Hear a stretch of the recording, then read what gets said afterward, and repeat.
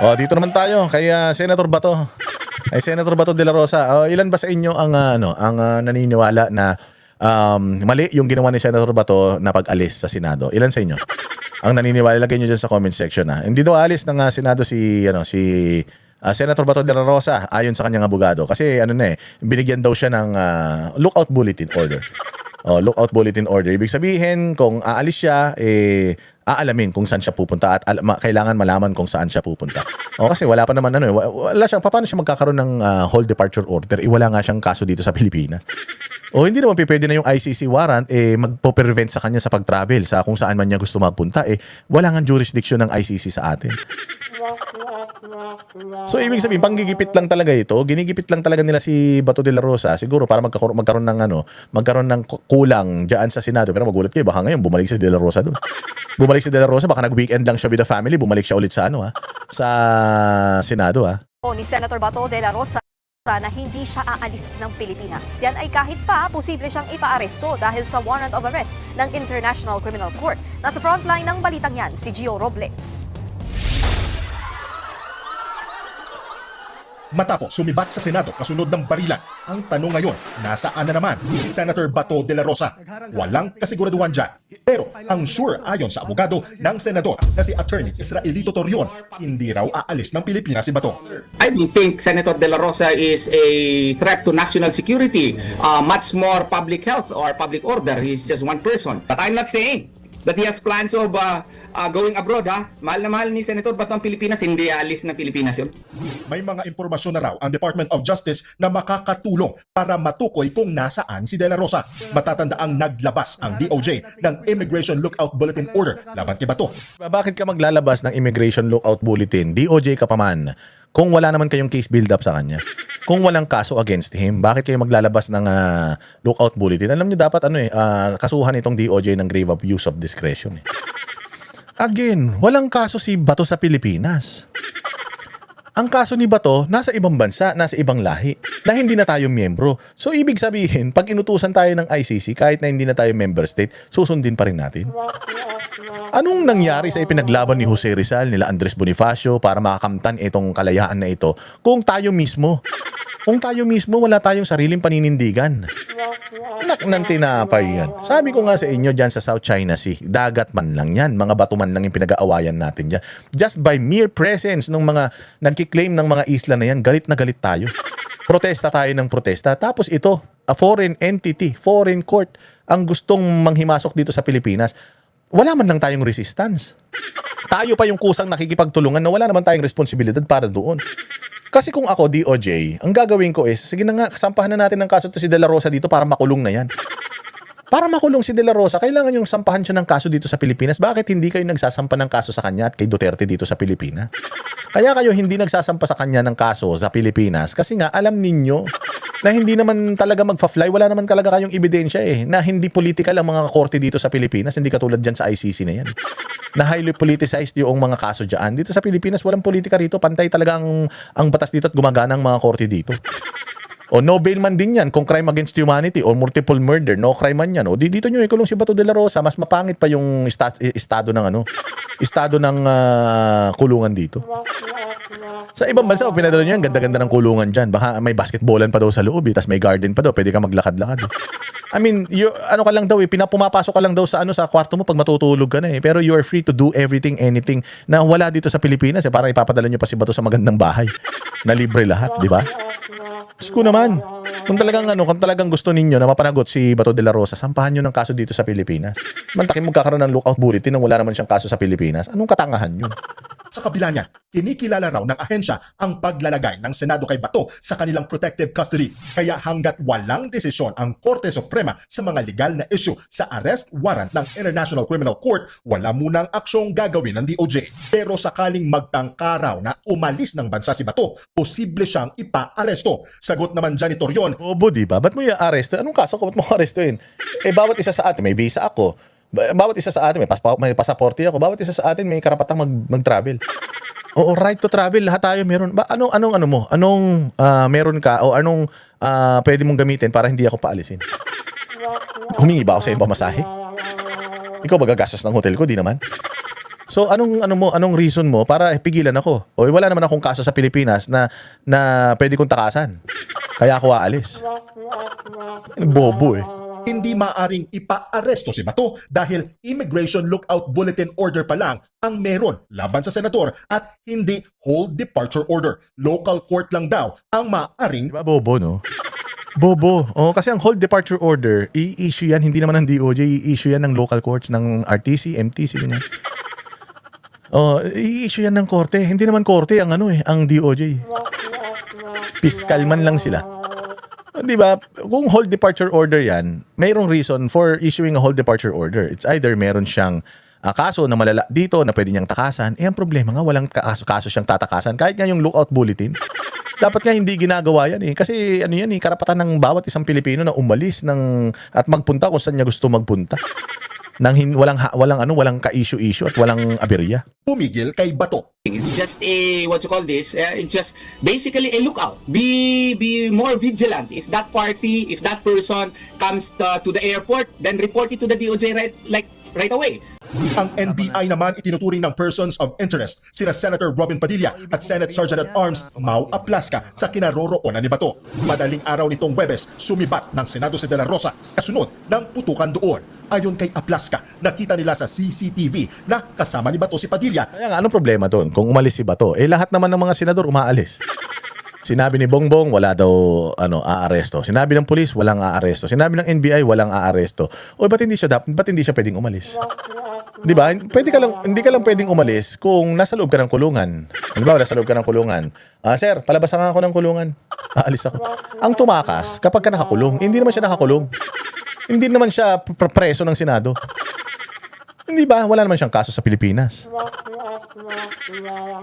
So, hindi ko maintindihan kung ang problema, comprehension o bobo lang talaga. Lahat naman ng senador pumapasok, lahat naman ng senador umuwi. Ba't hindi pwedeng umuwi si Senator Bato de la Rosa? Noong wala siya dyan, hinahanap nyo. Noong sumulpot siya, galit na galit kayo. Noong nandiyan siya sa loob, di siya umuwi, inis na inis kayo. Noong umalis siya, galit pa rin kayo. Ano ba talaga? Tangina nyo, gulo-gulo nyo na. Wala kayong mga utak talaga. Walang iya. So ako halimbawa si Senator Robin Padilla, kasama ko siya sa lumabas. Ano ngayon? Bakit? Ano bang meron kayo na dokumento na nagbabawal sa kanyang lumabas? Sinabi na ng presidente hindi aarestuhin si Bato. Sinabi na ng pulis at NBI hindi aarestuhin si Bato. O bakit bawal siya lumabas? Tangina talaga, no? Ganyan kabobo talaga. Tapos yung mga tao, paniwalang-paniwala naman. Imbis na kinokorek kasi ito ng mainstream media, puta ina, ginagaslight pa nila, kinakargahan pa nila. Imbis na sana yung mga news anchor nila sa kabila, sinasabi na, oo nga naman sir, wala naman siyang warrant of arrest sa Pilipinas. Meron siyang warrant of arrest sa ICC, pero hindi pa nga kayo nabibigyan ng kopya. Hindi pa naman nila pinapublish yung warrant of arrest, at yung warrant of arrest na yan hindi pa naman napupunta sa Interpol, at hindi pa naman nakikipag-coordinate Interpol sa transnational crime. Therefore, malaya pa dapat itong tao, di ba? At saka kung sakali dumating yung warrant na yan, hindi ba? Dapat ang korte ang magdidesisyon dyan. So wala pa naman tayo sa ganun. So malaya pa dapat si Senator Bato na makapunta kung saan niya gustong puntahan. Anong problema doon? Ngayon kung ako si Senator Robin Padilla, ano ngayon kung nagsabay kami lumabas? Ano masama ron? Ano masama kung nagsabay kami lumabas? Hindi ko na maalam kung saan na siya pumunta after. Di ba?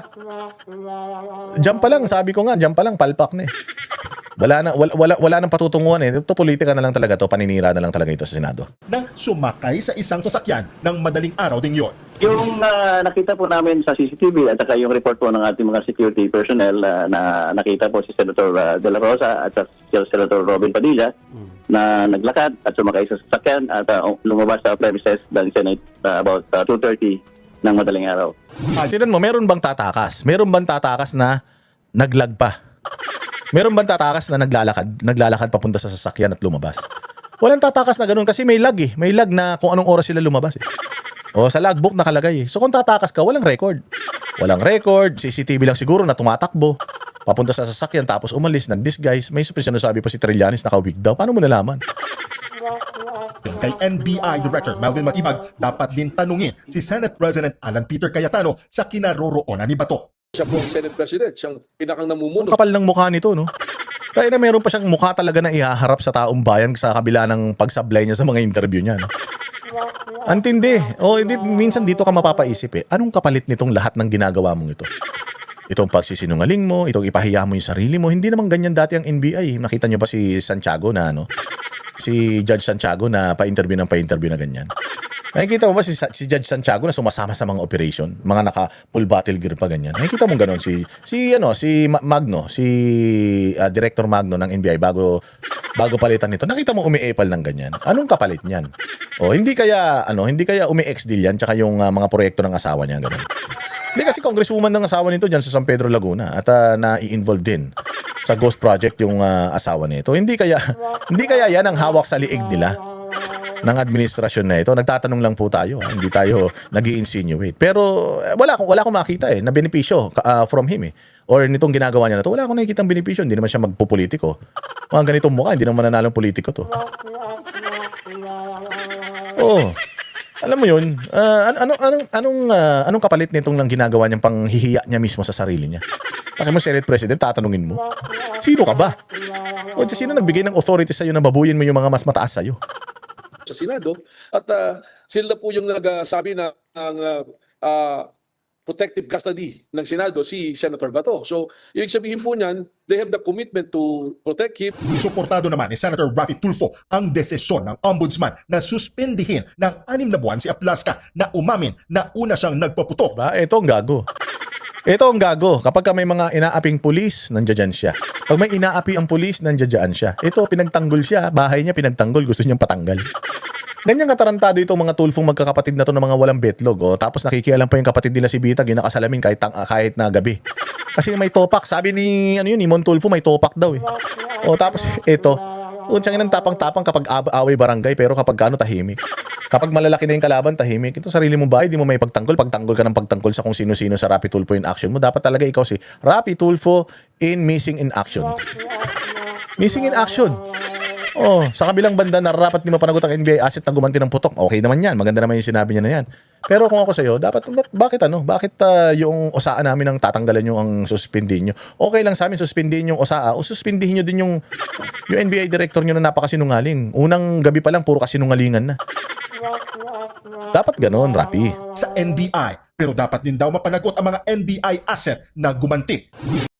Kami ang boses ng masa, hindi natatakot. Katotohanan lang, di kami nalulunod. Walang bahid ng sismis, lahat ay totoo. Kahit sino ka pa, pag mali ka babanatan ka. Walang pinipili kulay, wala kaming kinikilingan. Basta para sa bayan, kami lalaban.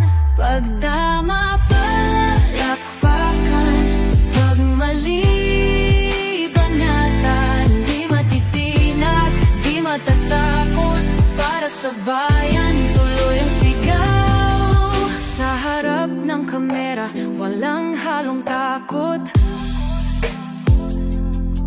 Mga baluktot, lahat kayo'y tutumba.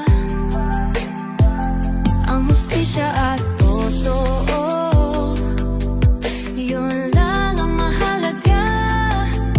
Kahit sinong harang, di kami matitinag. Walang pinipiling kulay, wala kaming kinikilingan. Basta para sa bayan, kami lalaban. Pag tama palakpakan, pag mali banatan. Di matitinag, di matatakot, para sa bayan tuloy ang sigaw. Kung nasa tama ka, ikaw ay aming kasama. Pero pag mali ka, handa ka na bang mabasag? Banateros kami, walang inuunan. Dahil bayan muna, bago ang sarili.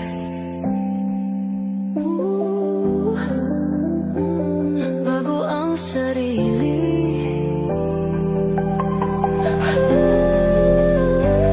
Pag tama palakpakan, pag mali banatan.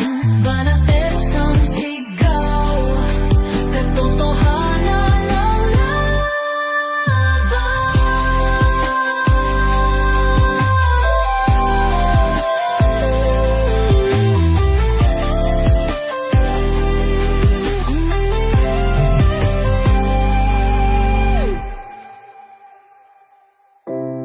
Sa harap